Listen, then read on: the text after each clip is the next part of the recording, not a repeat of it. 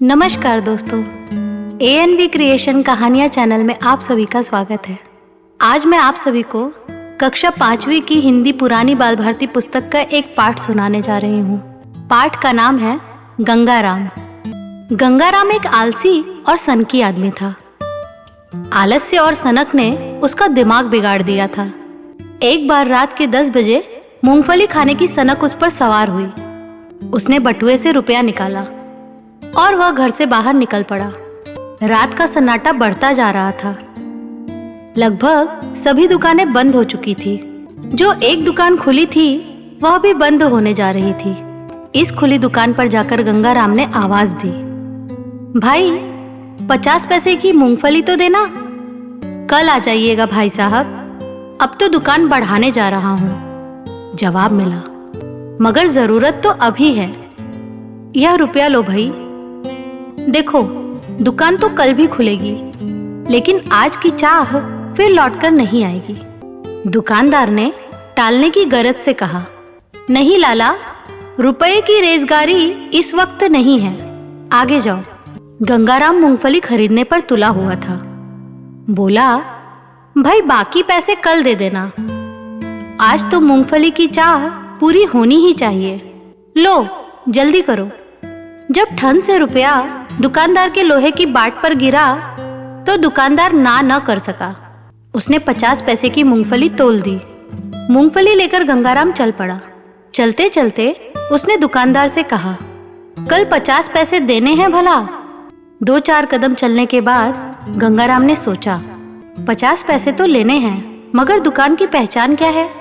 दुकान को पहचानने के लिए उसने दाएं बाएं देखा, सामने नजर दौड़ाई, पीछे घूमकर ताका, पर कोई अच्छी सी पहचान नहीं दिखाई दी। जिधर देखो उधर मकान ही मकान। गंगाराम सोच में पड़ गया कि क्या किया जाए। इतने में एक मुस्टंडा सांड दुकान के सामने बैठा हुआ दिखाई दिया। गंगाराम खुशी से उछल पड़ा। धत तेरे की, अब तक अकल भी न जाने कहाँ चरने चली गई थी। इस सांड से अच्छी पहचान और क्या हो सकती है। गंगाराम ने सांड के रूप रंग को ध्यान से देखा और वह निश्चिंत होकर घर की ओर चल पड़ा। गंगाराम ने उस दिन मूंगफली खाने की चाह पूरी की और फिर वह रात को देर से ही सो सका। आलस्य के कारण वह सुबह जल्दी नहीं उठ सका। जब उसकी आंख खुली तो दिन के 11 बज गए थे।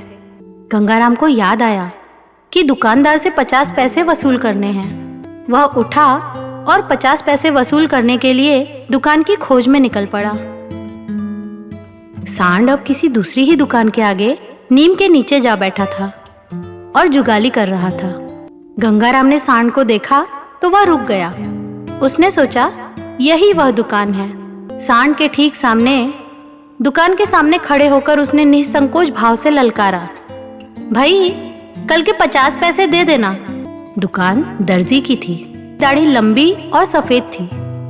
सामने आकर दर्जी ने अदब से कहा, फरमाइए, मेरे 50 पैसे तो दे दो। कैसे 50 पैसे? कल के मूंगफली वाले। जनाब, आप होश में हैं या नहीं? यह मूंगफली की दुकान नहीं है। गंगाराम ने मुस्कुराकर कहा, भले मानस, तुमने 50 पैसे के लिए अपना व्यवसाय भी बदल दिया। राम राम, घोर कलयुग आ गया है। अच्छा, यह तो बताओ कि व्यवसाय बदला सो बदला, पर रातों रात इतनी लंबी दाढ़ी कैसे बढ़ा ली? दर्जी हक्का बक्का रह गया। वह कुछ समझ ही न सका। गंगाराम ने इस पर खींच कर कहा, कैसा जमाना आ गया है। मैं तो बाज आया तुमसे। पैसे नहीं देना चाहते तो मत दो। दर्जी आंखें फाड़ कर देखता ही रह गया और गंगाराम ने अपनी राह पकड़ी। तो दोस्तों, ये था हिंदी की पुरानी बाल भारती पुस्तक का एक पाठ। यह पाठ आपको कैसा लगा, ये हमें कमेंट कर जरूर बताइएगा। और इसी प्रकार के हिंदी के पुराने पाठ और कविताएं सुनने के लिए हमारे चैनल के साथ जुड़े रहिए। मिलते हैं अगली कहानी में। तब तक के लिए धन्यवाद।